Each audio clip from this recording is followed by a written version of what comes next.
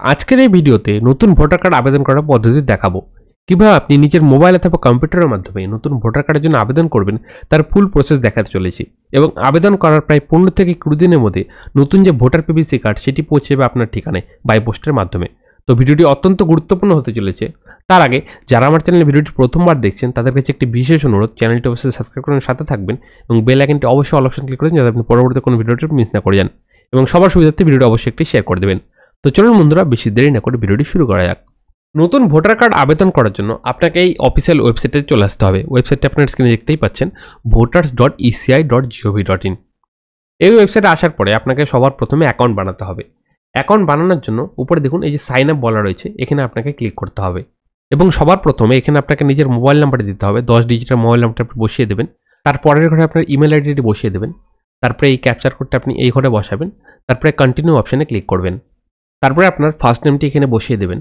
তারপরে লাস্ট নেমটি এই ঘরে বসাবেন। তারপরে আপনাকে একটি পাসওয়ার্ড বানাতে হবে। সেই পাসওয়ার্ডটি আপনি এই ঘরে বসিয়ে দেবেন। তারপরে কনফার্ম পাসওয়ার্ডে সেই রিপিট পাসওয়ার্ডটি এখানে বসিয়ে দেবেন।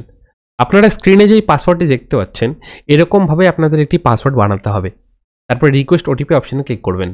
তারপরে আপনার মোবাইল নাম্বারে একটি ওটিপি যাবে, সেই ওটিপিটি আপনাকে বসাতে হবে। তারপরে ভেরিফাই অপশানে ক্লিক করতে হবে। ভেরিফাই করার পরে আপনার অ্যাকাউন্ট ক্রিয়েট হয়ে যাবে।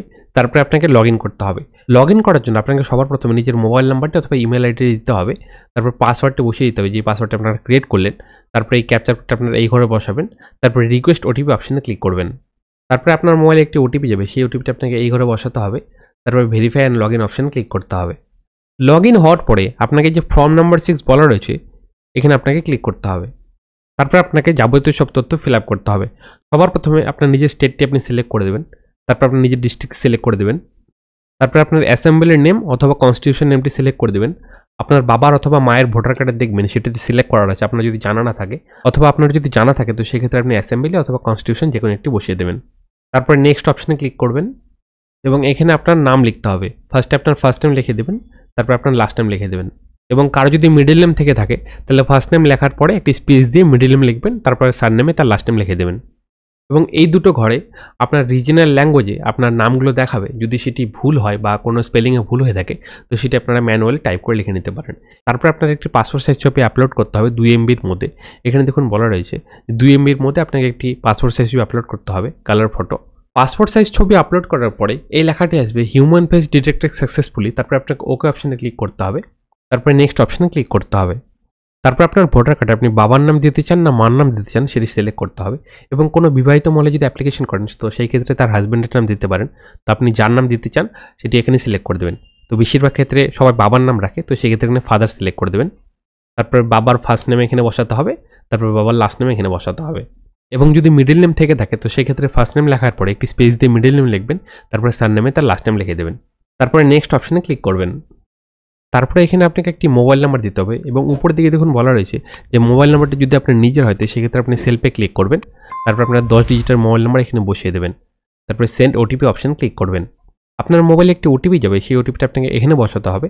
তারপর ভেরিফাই অপশানে ক্লিক করতে হবে এবং এখানে ইমেল আইডি দিতে বলা হয়েছে, যদিও এটি ম্যান্ডেটরি নয়, কিন্তু অবশ্যই আপনারা নিজেদের ইমেল আইডিটি এখানে বসিয়ে দেবেন এবং উপরে এই সেলফ অপশানে ক্লিক করে দেবেন। ইমেল আইডি দেওয়ার পরে নেক্সট অপশানে ক্লিক করবেন। তারপরে আপনার যদি আধার কার্ড থেকে থাকে তো সেক্ষেত্রে আধার নাম্বার এখানে ক্লিক করবেন এবং আপনার যদি আধার কার্ড না থেকে থাকে বা আপনার স্টেটে যদি আধার কার্ড না হয়ে থাকে তো সেই ক্ষেত্রে আপনার এই অপশানে ক্লিক করতে পারেন। তো আমার কাছে যেহেতু আধার কার্ড আছে তো আমি আধার নাম্বারে সিলেক্ট করে দেবো। তারপরে আপনার আধার নাম্বারটি এই ঘরে বসাতে হবে।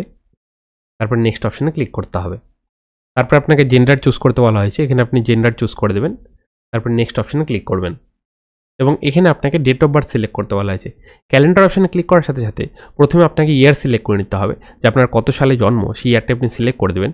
তারপরে আপনার মাসটি সিলেক্ট করতে হবে যে কোন মাসে আপনার জন্ম। তারপরে আপনাকে ডেটটি সিলেক্ট করতে হবে এবং এখানে দেখুন বলা রয়েছে document for proof of date of birth, এখানে আপনাকে ক্লিক করতে হবে এবং এখানে আপনাকে একটি সাপোর্টিং ডকুমেন্টস দিতে হবে ডেট অফ বার্থ প্রুফে।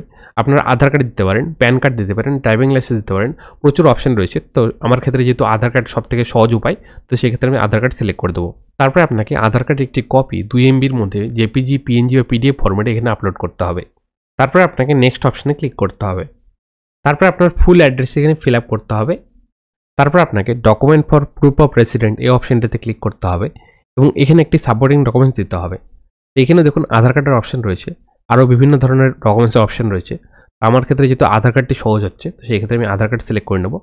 তারপরে আধার কার্ডের ফাইলটি এখানে আপলোড করে দেবো। তারপরে নেক্সট অপশনে আপনারা ক্লিক করে দেবেন। তারপরে এই পোর্শনটি হ্যান্ডিক্যাপের জন্য খুলবে। যারা প্রতিবন্ধী বা হ্যান্ডিক্যাপ রয়েছেন তারা এই পোর্শনটি ফিল আপ করবেন, বাকিদের ফিল আপ করার দরকার নেই। বাকিরা নেক্সট অপশনে ক্লিক করতে পারেন। তারপরে দেখুন এখানে আপনার বাবার বা মায়ের যে কোনো একজনের ভোটার কার্ডের তথ্য দিতে হবে। যার ভোটার কার্ডের তথ্য দিচ্ছেন তার নাম এখানে বসিয়ে দেবেন এবং তার সাথে আপনার কি সম্পর্ক এখানে সিলেক্ট করে নেবেন এবং তার ভোটার কার্ড নাম্বার এই ঘরে বসিয়ে দিবেন। তারপরে নেক্সট অপশনে আপনাকে ক্লিক করতে হবে। তারপর আপনার গ্রাম বা শহরের নাম এখানে আপনি লিখে দেবেন। আপনি যদি গ্রামে থাকেন তো গ্রামের নাম বসাবেন এবং শহরে থাকলে শহরের নাম লিখে দেবেন। তারপর আপনি নিজের স্টেটটি এখানে সিলেক্ট করতে হবে এবং ডিস্ট্রিক্টটি এখানে সিলেক্ট করে দেবেন এবং আপনি এই অ্যাড্রেসে কতদিন ধরে থাকছেন সেই মাসটি এবং ইয়ারটি এখানে লিখে দেবেন।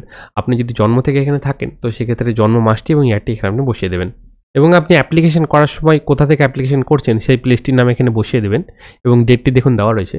তারপর আপনাকে নেক্সট অপশনে ক্লিক করতে হবে এবং এই ক্যাপচার কোডটি এখানে বসিয়ে দেবেন। তারপরে প্রিভিউ অ্যান্ড সাবমিট অপশনে ক্লিক করে দেবেন। তারপরে আপনাদের সামনে এই ফর্মটি খুলে যাবে এবং এটি দেখুন ফর্ম নাম্বার 6 এর ডিজিটালি একটি ফিল আপ কপি। এটি ভালো করে আপনারা দেখে নেবেন যে আপনারা যা যা ফিল আপ করেছেন সব ঠিকঠাক রয়েছে কিনা।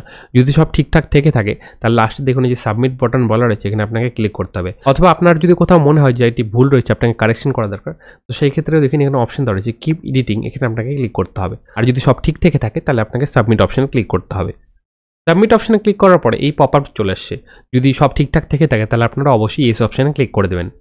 তারপরে আপনাদের সামনে একটি রেফারেন্স নাম্বার জেনারেট হবে। এই রেফারেন্স নাম্বারটা আপনার কোথাও নোট করতে হবে বা এটি স্ক্রিনশট করে নিতে হবে। তারপরে দেখুন এখানে বলা হচ্ছে ডাউনলোড অ্যাকনলেজমেন্ট, এটা আপনাকে ডাউনলোড করে নিতে হবে এবং এটি আপনাকে সেভ করে রেখে দিতে হবে বা আপনার কাছে যদি প্রিন্টার থাকে তো সেক্ষেত্রে আপনারা প্রিন্ট করে নিতে পারেন। এবং ফর্ম সাবমিট হওয়ার পরে আপনারা কীভাবে স্ট্যাটাস চেক করবেন যে আপনাদের ফর্মটি কতদূর এগিয়েছে সেটি দেখার জন্য হোম পেজে চলে আসতে হবে এবং এখানে দেখুন এই যে বলা রয়েছে ট্র্যাক অ্যাপ্লিকেশন স্ট্যাটাস, এখানে আপনাকে ক্লিক করতে হবে এবং আপনার কাছে যে রেফারেন্স নাম্বারটি ছিল সেই রেফারেন্স নাম্বারটি আপনাকে এই ঘরে বসাতে হবে।